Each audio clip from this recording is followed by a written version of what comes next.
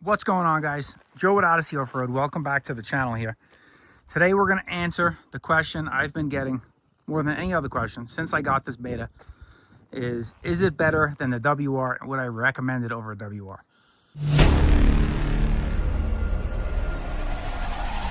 Well, it's a hard question to answer in the comment section because it really depends on you.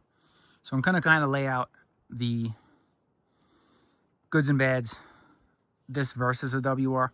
I'm going to try and compare them the best I can and give you my impression for me personally. And then you guys can probably be able to figure out, depending on the type of riding you do, which bike is going to be better for you. So first and foremost, what is this? This is a 2025 beta. It's a 4-stroke. It's a 350. And it's the RRX Pro lineup. So beta has 2 lineups of 4-strokes.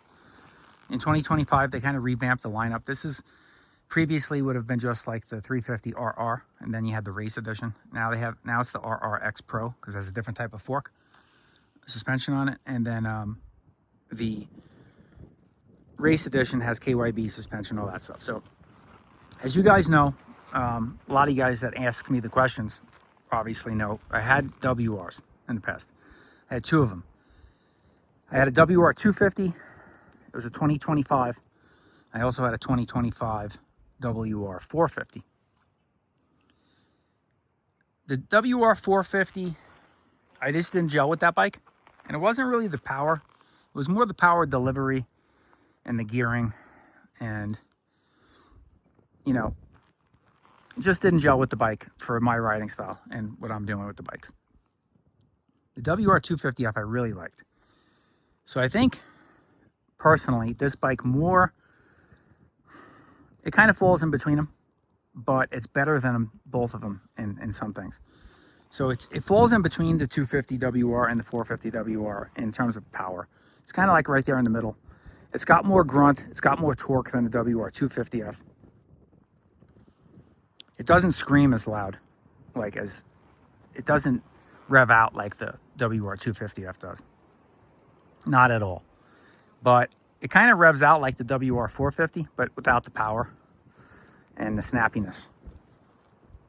So, and obviously less horsepower. But I'm sorry if there's some wind today. It is a little breezy. So I'll try to cover the mic on the camera best I can. So, me personally, I like this bike better than the WRs for any type of riding second gear and under. This bike blows those bikes away because the chassis and the suspension are way more compliant, especially when trails conditions get rough. So obviously if you're going in those speeds, you know, under second gear, first gear stuff, this is a much better bike. It's much, the throttle roll on isn't snappy. You can just roll into the throttle nice. Doesn't have a big hit. It's not like a herky-jerky on-off throttle feeling at the bottom. It just rolls in super smooth, especially if you put it on the tamer map. It's got 2 maps. So you have this top button here is the map switch, and the bottom is traction control. So if you put it on the blue map is the hotter map. It's going to show a picture of a sun. It's the sunny map. And then if you click on it, it'll show the sun will turn to a gray cloud. So that's the cloudy map. That's for wet conditions. So it's a little tamer. So if you're in real loose stuff, you can put it on that. It tames down even more. It's not a huge difference, but just enough. It really is nice when you're going slow. So I love the bike for that kind of stuff. And I get into, I'm not, you know, overly experienced rider. I've been riding dirt bikes just shy of 2 years now. I'm not quite at 2 years yet. And I definitely have come a long way since I first started, but I'm not, you know, expert. Probably barely C-class rider. I don't even know if I consider myself that. But this bike makes things so much easier for me anyway. Like when you're going in that slow stuff, you can just pick your way through it without the throttle being, you have to worry about giving it too much gas, like whiskey throttling or suspension bouncing, all over the place. The forks just eat up all that chunky stuff in the slow technical stuff. It's great. So if you're like a single track, slower technical single track rider and you want a 4-stroke, this is the bike, man. This bike is unbelievable for that kind of stuff. The WRs, on the other hand, they're great at going fast. Speeds, if you're like 3rd, 4th gear flowy, man, those bikes are awesome. The downfall for me was when it starts getting slow. Now, of course, I could have revalved it, suspension, made it softer, you know, done some things to it. This bike out of the box is just better for me in that type of riding.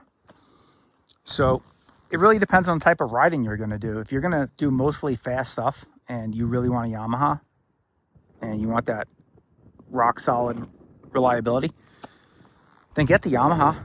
It's a great bike.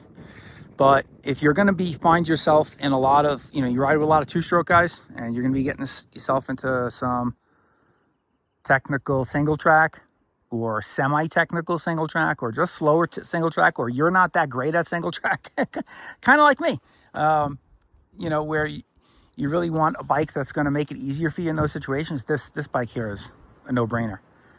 It just slaughters that type of stuff. I mean, if you watch my single track video I did on it, where it's 104-degree Phoenix ride, that video, you can see my skill level isn't the best, and some of the stuff was a little bit rough. And this bike, doesn't flame out, it doesn't hiccup, it just runs like buttery smooth. It just lugs through everything. It's great for that stuff. Suspension is soft and compliant. Even at stock settings, it's just really, really good, that bike, in that way. So the WRs, though, you know, they're rock solid reliable. The Yamaha, it's a Yamaha, you know. I mean, it's like buying a Honda. They're probably the 2 most reliable brands you can get.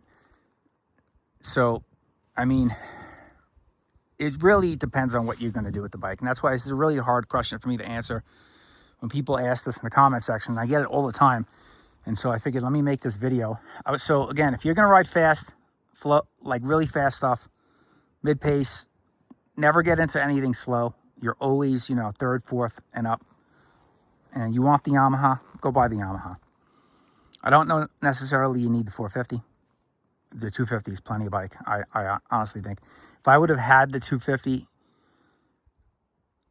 prior to this one, like if I still had my WR 250F, I probably just would have took the suspension off that bike, had it lowered, and kept it. I don't know necessarily I would have sold it and bought this. I was just fit to be tied with the 450 WR. There was just too many things, too many times I was like, this is just not the right bike for me. So I just, you know, cut my ties with it and sold it. And this is the best decision I made, honestly, for me, because this bike is really, really good. But the WR 250F, I rode that bike really, really well, and I wasn't as experienced then. I was about it was a year ago that I had that bike. I got it not this past Thanksgiving. We're in 2026 now, April of 2026. So this would have been about the time I was selling the WR 250F a year ago, and I got that the Thanksgiving before, so Thanksgiving of 24. And that bike was really, really good. I rode that bike really, really well for the limited dirt bike experience I had, and that's why I think that bike was just a good bike. It was tuned well. I had it uncorked, and it didn't have a competition ECU. It ran cool. The fan never kicked on. It was tuned perfectly from the factory. WR 450F was far from that. It was everything but that in terms of stock tuning. So I had to keep that bike corked up. So and you could ride that WR 250F a gear up, and it'd be very compliant in terms of the throttle herky-jerkiness, because it is a little on-off throttle. All the Yamahas are, but I had a G2 throttle tamer on it, and then with the G2 throttle tamer, I would just ride it up a gear, and that was a 6-speed, so you could ride that bike up a gear and just give it extra gas, and it would just chug through everything, not flame out. It was great. That's how I rode that bike when I got into slower stuff, and it did super well. Never had flame outs, and it never ran hot. It ran really, really well riding it that way. The WR 450F, that was the other thing I didn't like about it, and the reason why I got rid of it is the 5-speed in that bike was so, I was always like searching for the right gear to be in. It was always in between gears, that bike. First gear was way too low, so you couldn't pick your way through like any type of like slower, rocky, like, you know, first gear stuff. It was just, wanted to rip your arms off in first gear. It was just too snappy. So if you clicked it up into second, then you had to clutch the hell out of it because it was too tall for that situation. So you just always in between the where you felt like you needed to be. Where this bike here, I can ride this thing in first gear and pick my way through stuff. And even when the R's come up, it's never snappy. It just, the throttle is smooth. The power delivery is slow and incremented all the way to peak. There's no, you know, spikes in the power band. It's just nice linear roll on of power. It's absolutely perfect. And then you can click it up into second and it'll just lug the hell out of everything. It's just really, really good bike in that way. So, you know, so that's the few reasons I got rid of the 450 WR. You know, I mentioned a couple of them here now. And for all of those reasons, this bike excels in those areas. You know, the herky-jerky throttle, the compliant suspension, the gearing on this bike is absolutely perfect for any of that type of riding. And then when it gets faster and flowy, this bike does really well. You know, you ride it and you can get it up into around 4th gear, and you can just cruise 35, nice and flowy, 35, 40 miles an hour. And it's got traction for days. The suspension's, again, compliant and soft, and it's on a pretty soft setting from the factory, so you can add some compression if you have to, if you really want to get aggressive, and it'll take it. So it's a really good bike, man. I'm really happy with it. Who knows how reliability will be long term? I mean, the Yamahas were rock solid. Never had an issue with those. We'll see. I had one issue with this bike already. It was very minor, but it had a countershaft seal leak from the factory. The day I brought it home, it was dripping, so I had to bring it back, and they replaced it. Beta warranted it, obviously, and it had a leaky headlight. There was a crack in the back of the headlight, in the reflector portion, in the chrome reflector backing. There was a hairline crack, so it was getting condensation in it, and Beta warranted that as well. It was all stuff like the bike was delivered that way. I got it home. I noticed it was a little wet, the counter sprocket, and the first ride, it was right after a rain, and I noticed the headlight was condensating. I called the dealer. They said, bring it in, we'll take care of it. And they did, no problems. And then when I had it there, I had them throw on better tires, because the stock tires, that's one thing with the Beta, is the stock tires are junk. The stock tires on the WRs, they come, in the States anyway, they come with the MX-33s, front and rear. And those are great tires, honestly. They're really good out here in the desert. So I had no complaints with those. But the stock tires on the Beta were not good. I got the Bridgestone Battlecross tires now. It's X31 front, X41 rear. I believe that's what I got. Yep, X31 front. Oh, X40 rear. I'm sorry. So it's the Battlecross X40 rear, X31 front I have on here. So great tires. And the bike's perfect, man. I got it with the factory fan kit. That's the one thing. It doesn't come with the fan, so you have to add it. You can get the factory fan kit from Beta. You can have your dealer install it. And then I had them add the FMF slip-on, Q4, and they put the Beta open map in it, and it's just, this bike just runs perfect. Absolutely flawless, you know. Runs on a little bit on the rich side, I would say. So there's no flame outs. Runs pretty cool. Fan kicks on when it needs to, when you're really going slow first gear stuff. You're going through some chunky sections, the fan will kick on when it needs to, but never loses coolant, doesn't overheat. It's really, really good. If you're an enduro guy and you like to do hard enduro, and you want a 4-stroke for whatever reason, and you ride with a lot of 2-stroke guys, and you want a 4-stroke, just because that's what you've decided, I think the Beta is the way to go for that type of riding. But if you're doing faster stuff, it's kind of a crapshoot. You know, exclusively faster stuff, the WR is probably a safe bet. And the WR is a great bike. I would not, you know, I wouldn't say that I would never own one of those bikes again because they were horrible. It's not the case at all. I actually really enjoyed my WR 250F. The 450F, I can't say that about. But I really enjoyed the WR 250F. That's one that I probably should have kept, but I'm very happy with this. So again, if you're ride with a lot of two-stroke guys, you just don't want a two-stroke, get the Beta X Pro. Great technical single track bike, and very good at doing everything else. You want to go on long cruises with the bike. Gets pretty good gas mileage. I'm averaging almost 40 miles to the gallon. About 40 miles to the gallon, I would say, depending on how you're riding it and what you're doing. You know, if you're really on it, hard on it, I'm getting like 30 from really cruising around, not on the gas that much. Get about 40 miles to the gallon. So it's really good in that way. I don't think you can go wrong with either bike, but again, if you're going a lot of slower stuff, I think this is the better bike.